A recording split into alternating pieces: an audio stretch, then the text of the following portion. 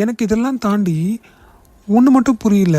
ஒருத்தங்களை பிடிக்கலன்னா ஒரு இண்டிவிஜுவலை எவ்வளோலாம் டார்கெட் பண்ண முடியும்ல? கடந்த 2 வருஷமாக அந்த இண்டிவிஜுவல் பர்சன் எவ்வளோ பிரச்சனையை ஃபேஸ் பண்ணிகிட்டு இருக்காங்க. ரொம்ப மனதைரியம் வேணும்ல? இதனால தான் சொல்கிறாங்க போல இருக்குது கரியரோட பீக் அப்படின்னு. அதை ஹேண்டில் பண்ணுறதுக்கே ஒரு மனதைரியம் வேணும். கான்ஃபரன்ஸில் பிரச்சனை, கேம்பெயினில் பிரச்சனை, பர்சனல் ப்ராப்ளம், மூவி ரிலீஸ் ஆகலை, லீக் ஆகிடுச்சு. இதெல்லாம் தாண்டி ஒருத்தங்க வந்து நிற்கிறது இங்கே யாராலையும் தாங்க முடியல. தெரியுது எவ்வளோ இழுக்க முடியுமோ, எவ்வளோ அலைய வைக்க முடியுமோ, எவ்வளோ உடைக்க முடியுமோ எல்லாத்தையும் பண்ணிக்கிட்டு இருக்காங்க.